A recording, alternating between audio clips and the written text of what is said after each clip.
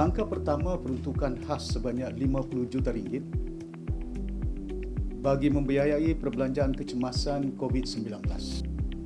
Langkah kedua, peruntukan 10 juta ringgit untuk bantuan makanan dan keperluan kepada golongan petugas di barisan hadapan. Langkah ketiga, peruntukan sejumlah 20 juta ringgit kepada golongan yang terjejas secara langsung oleh wabak COVID-19. Langkah keempat, peruntukan sejumlah 20 juta ringgit untuk alaun bantuan khas golongan miskin dan miskin tegar. Langkah yang kelima, peruntukan sejumlah 80 juta ringgit bagi membantu golongan berpendapatan rendah B4. Langkah keenam, mengurangkan cukai tanah ataupun quick rent sebanyak 30% bagi tahun 2020. Langkah ketujuh, mengurangkan cukai pintu assessment yang dikutip oleh pihak berkuasa tempatan sebanyak 20%. Langkah ke-8, mengecualikan bayaran lesen penjaja untuk tahun 2020. Langkah ke-9, pengecualian bayaran bil air untuk tempoh 3 bulan. Langkah ke-10, pemberian diskaun sebanyak 30% ke atas bil elektrik untuk tempoh 3 bulan.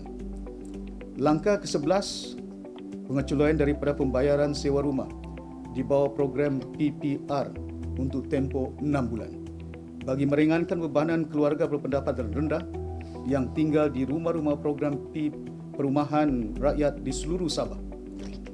Langkah kedua, allowance kepada Majlis Pengurusan Komuniti Kampung. Langkah ke-13, memperuntukkan sejumlah 40 juta ringgit untuk skim kredit mikro bagi peniaga-peniaga kecil. Langkah ke-14, peruntukan sebanyak 200 juta ringgit untuk menambah baik infrastruktur dan kemudahan asas luar bandar.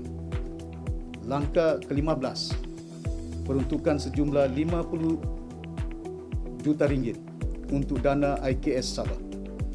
Dengan itu, saya bagi pihak Kerajaan Negeri Sabah berharap langkah-langkah yang diperkenalkan melalui pakej bantuan COVID-19 tersebut akan dapat membantu menangani dan mengurangkan bebanan, tekanan dan impak negatif penularan wabak COVID-19 kepada rakyat secara berkesan, khususnya dalam tempoh Perintah Kawalan Pergerakan ketika ini.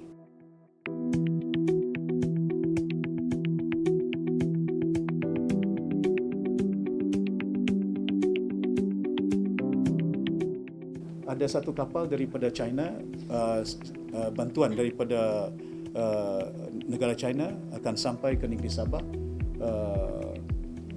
20th, 28 hari bulan. Satu kapal dilengkapi dengan berbagai peralatan, mask, pakaian dan juga sanitizer yang ada akan dapat kita lakukan. Dan di samping itu, semalam saya berkesempatan untuk berhubung dengan Yang Berhormat Datuk Seri Hishamuddin, Menteri Luar Negeri.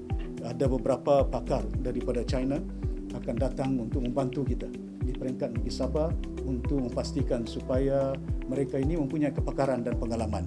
Dan saya telah maklumkan dengan Datuk Dr. Christina Rundi untuk memastikan mereka tempatkan di mana mereka diperlukan. Contohnya, kita ada kenal pasti di UMS, kita ada lab center di situ yang ada seorang saintis yang bertugas di UMS, yang mana kita boleh tempatkan pakar-pakar ini bersekali untuk melatih perawat-perawat kita ataupun doktor-doktor bagaimana untuk memastikan supaya kita boleh konten, membendung, mengawal keadaan ini supaya tidak dapat merebak seluas yang mungkin.